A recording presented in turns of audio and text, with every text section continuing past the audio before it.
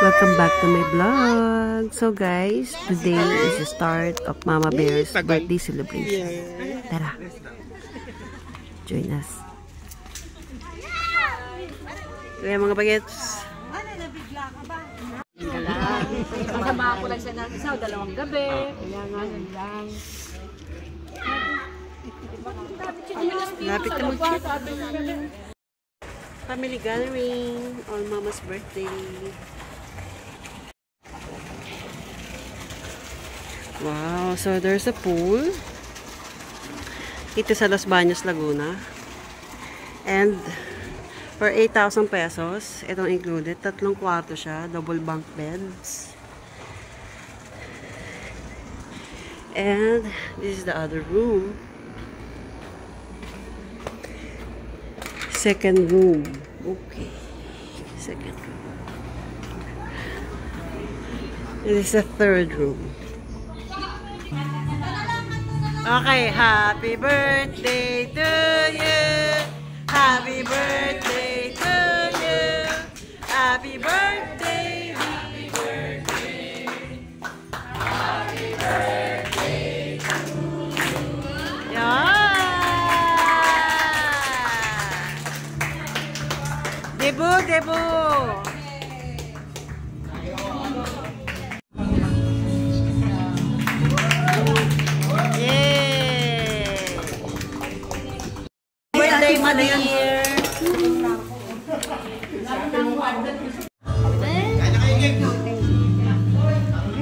Happy birthday, happy birthday, happy birthday. So guys, tong resort na to nagkakahalaga ng 8,000 pesos. Okay naman yung lugar, malinis yung pool, malaki naman yung mga rooms. And I think worth it naman yung presyo. Gamot sa ubo.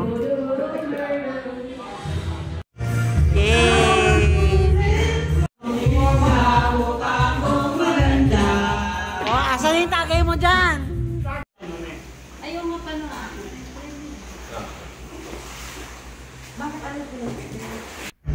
Dahil birthday week mo ito, may pupuntahan pa tayong isa pang location. Dito sa Bawan. And I think, pang-4 na beses ko nang nakabalik dito. Hindi pa rin ako nagsasawa kahit napakahirap ng biyahe dito.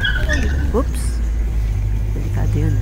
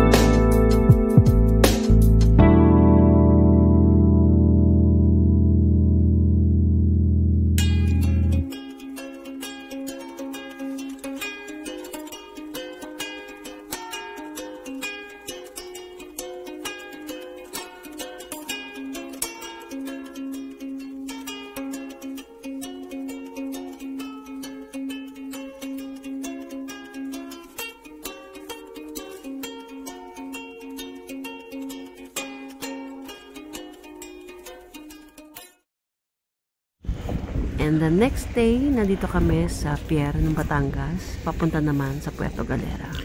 Galera Port. So malapit na umalis yung barko. So medyo nagmamadali kami. 5.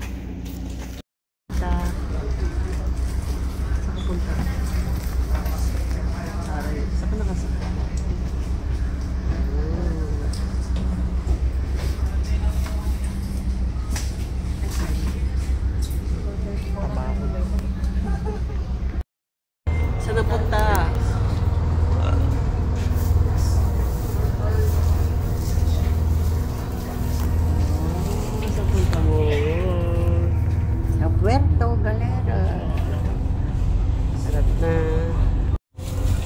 So, ang nasakyan namin ngayon ay Montenegro. Konting update lang tayo sa pamasahe nila this summer season. Umaabot ang isa sa worth 600 plus. Pero dahil may mga kasama kaming senior, total of 2,500 mahigit lang ang binayaran namin para sa biyahe na to. At syempre, may babayaran din tayong another 50 pesos per head as ecological fee dito sa terminal. And 150 pesos per ride, maximum of 4 packs. This is our room.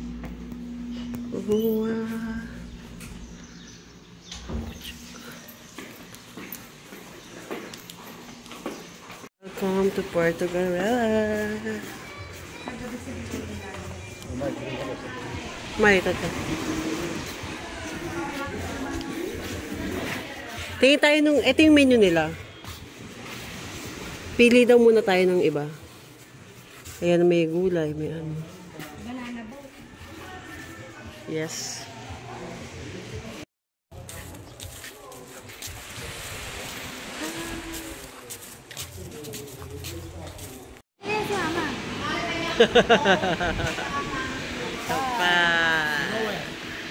Happy birthday! Birthday, mother! Happy birthday! And dinner tong 1,700 platter dito sa terminal. Tadakimasu.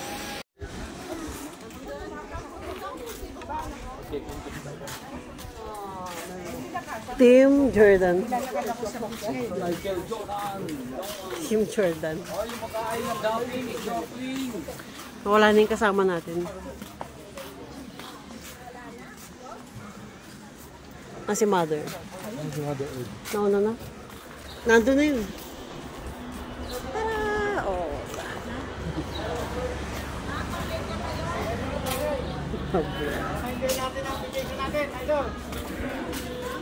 Hello po. Madam. Meron na, nandito na po.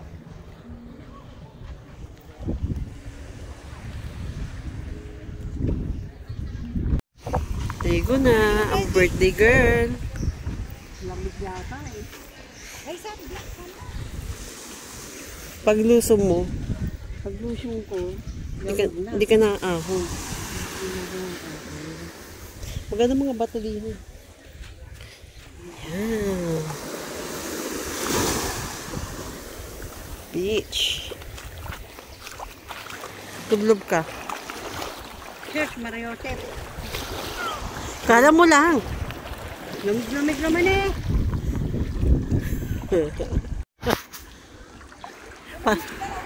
Parang naliligo ka sa batis lang, no?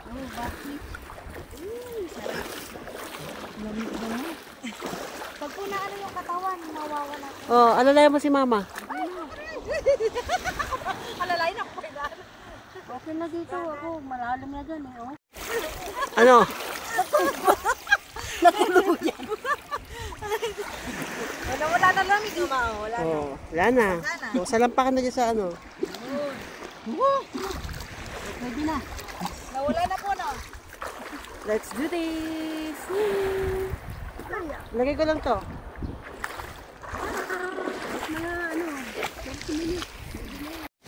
Sunset! Ay ko ata, nakalimutan ko. Wala kayong internet.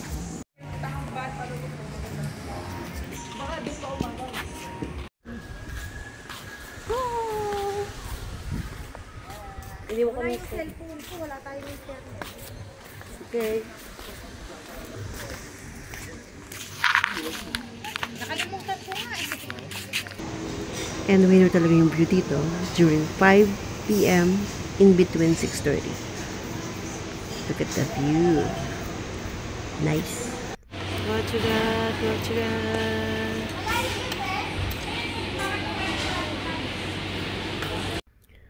At sa mga hindi pa nakakabalik ng Puerto Galera, well, good news. Mas maganda na siya ngayon compare noon. Look at the place. Parang Boracay, di ba?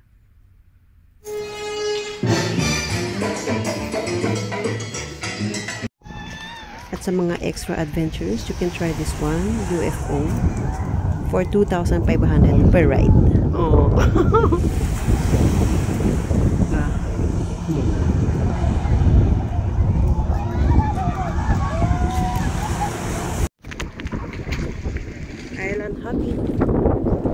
dahil nandito na rin tayo, hindi natin pwede palampasin ang mag-island hopping dito sa Puerto Galera. Oh.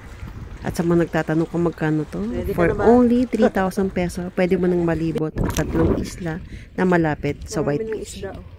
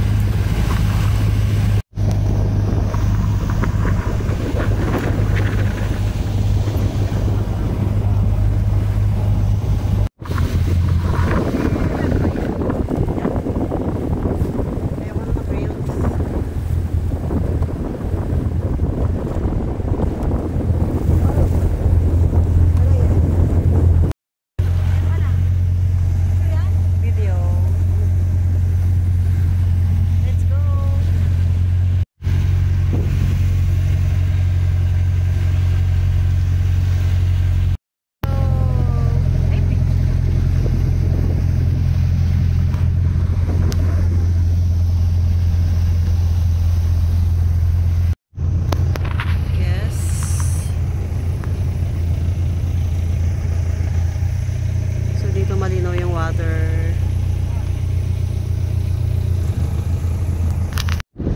Ano isla to? Manay ko. Isang manay ko. Let's go.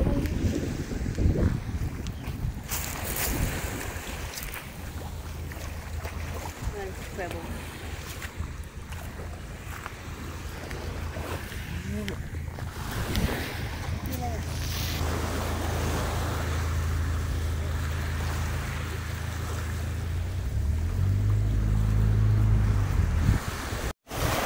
Malino yung water.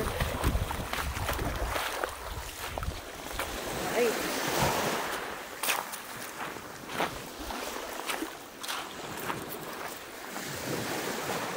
Nice spot.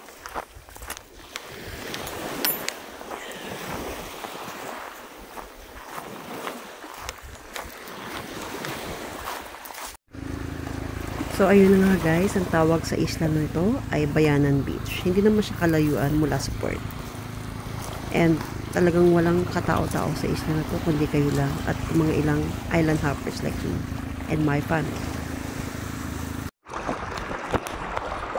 At sa unang sisip natin, makikita mo agad kung gaano siya kalalim. So, konting paddle lang talaga, makikita mo yung pinaka-depth niya na. Pero pababa siya talaga. So, hindi siya advisable sa mga hindi marunong lumangoy o hindi marunong gumamit ng snorkeling gear. And this is the place to go sa mga mahilig mag-snorkeling and diving. Well, kailangan dapat marunong kayo gumamit ng snorkeling gear. If not, malulunod kayo kasi akala mo mababaw siya. Look. But deep down, sobrang lalim na guys. And unfortunately, sa spot na to, wala kang makikita kundi seagrasses lang. Aside from that, wala na. So later, mag-change spot tayo sa pangalawang isla. And to our next spot, none other than ang Haligi Island. Yung naman, sa island hopping na to, maglalaso ng 4 hours. And then, yung pagpili ng mga isla is very random. Depende yan sa bangkero at sa mga alam mo ng spot. So, for us, ang napili namin, yung tour na bound to Bayanan, which is yung kanina, and this one, Haligi Island. So, hopefully, maganda yung spot na mapupuntahan namin. And, doon namin plan mag-lunch for the meantime. And, look at the view. Very tropical.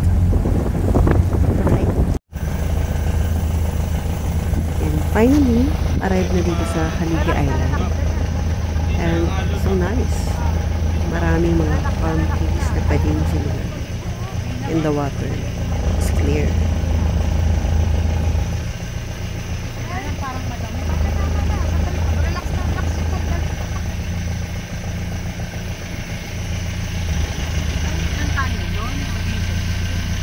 No,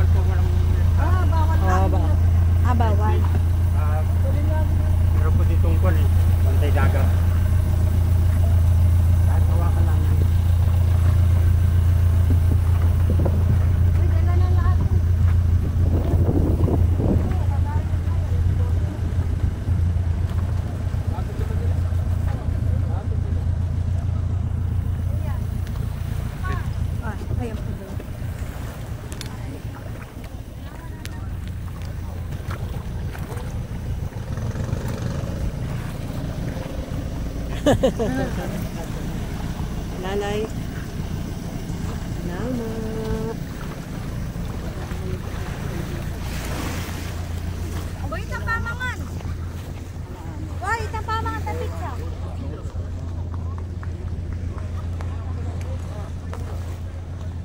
Video? Yeah, it's a video.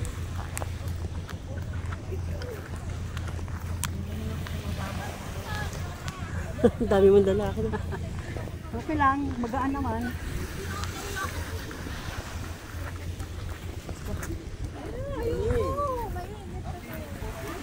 Ajan? The good thing about this area, meron siyang tindahan. So, if you want beer or any cold beverages, meron si Kuya. And expect na yung price is medyo mahal kasi nga isla to. Hi. Kamay-kamay ka na lang? Steady. Sorry ka rin. Fine.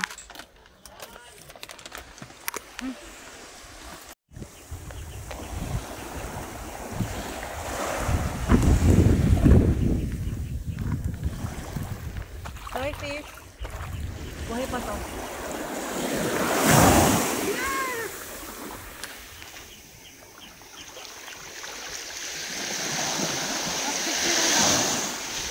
Ha? And on your first dive, makikita mo talaga yung clarity ng dagat na to. At yung mga isda sa ilalim. So, kailangan nating medyo magpakalayo pa para makita natin yung ibang corals. And right from here, makikita mo ang daming isda, diba? Hindi ko lang mga pangalan nila. But they're cute. So, sa mga nagtatanong kung gaano kalalim tong dagat na to, I think nasa 10 or 12 feet lang siya. So, that's the best depth na pwede mong itry pag bago ka sa isang area. And para sa safety na rin, syempre una alamin mo kung meron ka maapakan sa ilalim. Marunong lumangoy eh. Tayo daw yun. Tayo pa nga ako.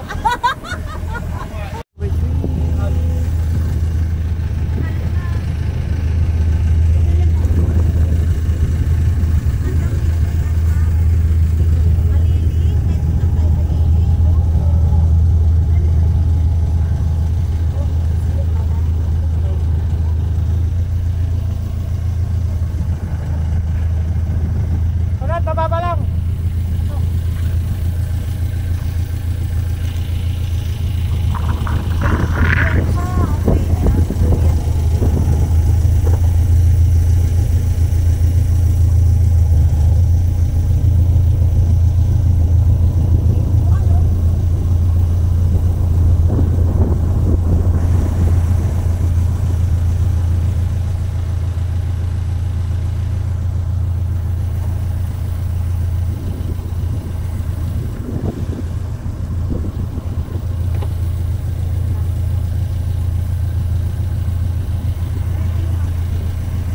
Hindi, hawakan mo to. Ha? Hawakan mo. Ano? Hawakan mo.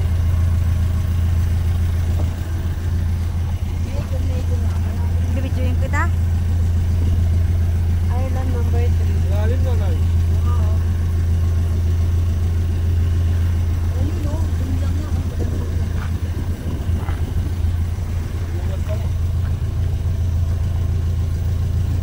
Tumalon na. Excited na ang Serena. Serena po yan eh.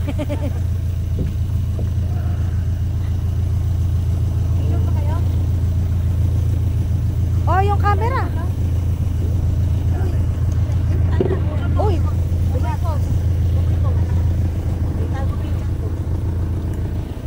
Ako naman.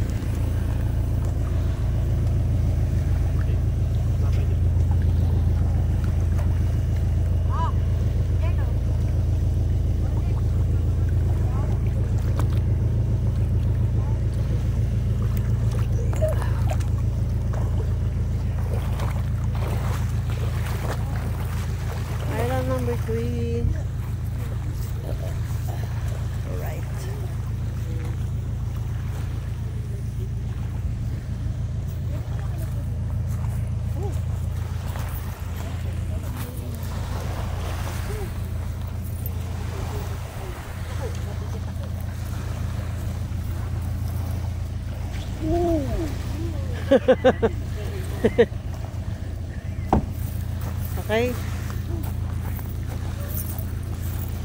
Pangilan mo ng isla to. Pangilan mo ng tatlo. Tatlong destination. Baka may bayad yung labesa. Right. So, nagkamot ka na dyan. Okay lang. Mainit yung tubig. Di ba? Okay na kasi nabasa na ako kanina. Third stop. Third island. Right.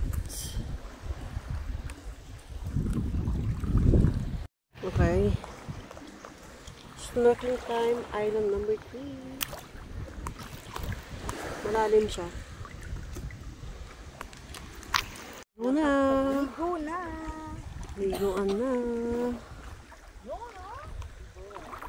Shower time. Shower time.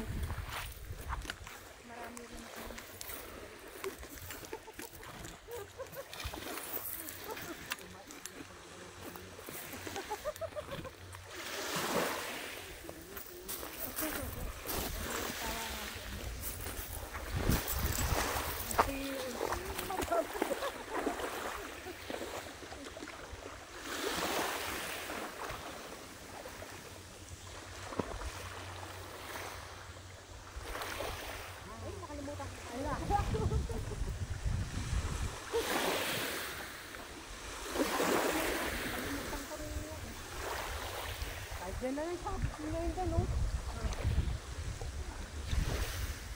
Patuyuin natin, patuyuin.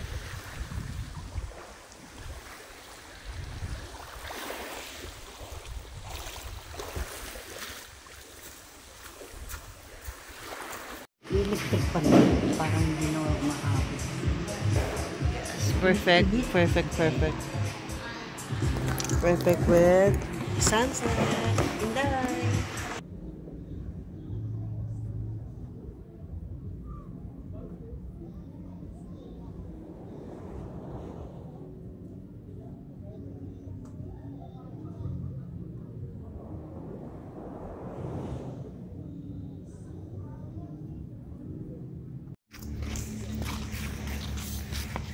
Morning dew, morning dew.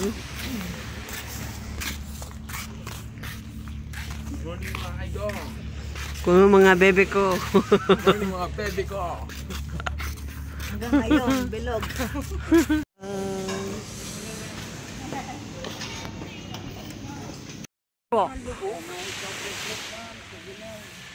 Mga red coral.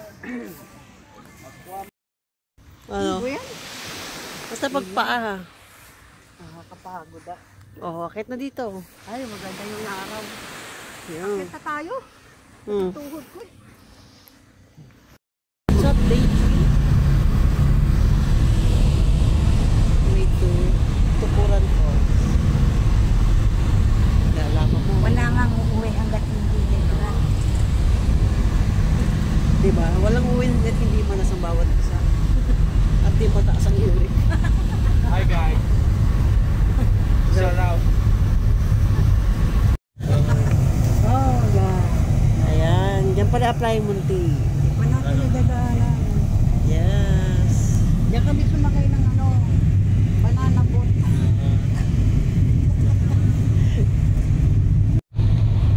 And another 3,000 peso para sa rental ng van bound to Tukuran Falls. Na almost 45 minutes din yung biyahe papunta doon. Para makarating sa Tukuran Falls, kailangan mong mag-rent ng kalesa na kalabaw papunta doon. Nagkakalaga ng 500 pesos. Kasi oh,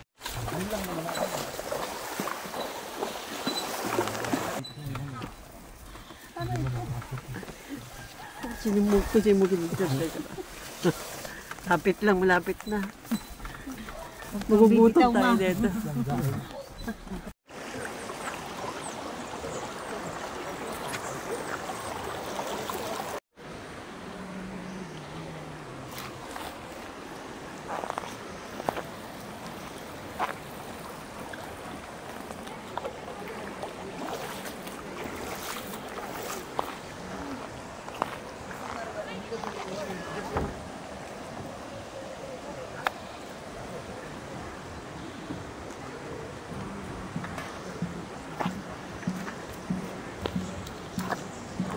Go! Uy! Ano pa nga gari?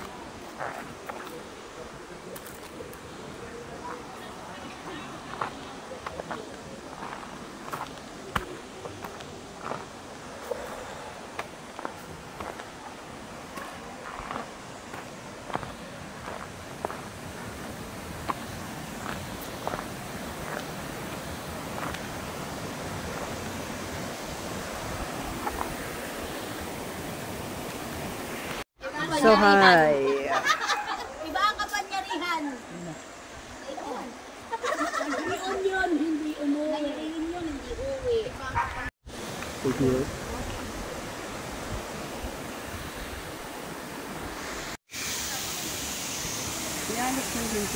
Kayong lahat, 5. Nakatapos nila.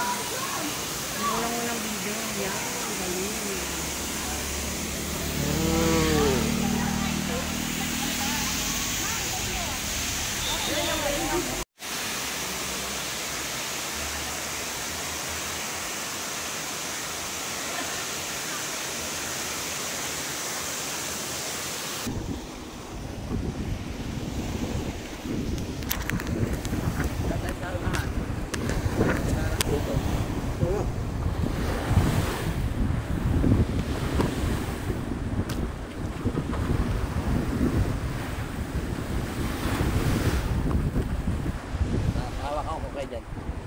Sige na po. Kaya siguro.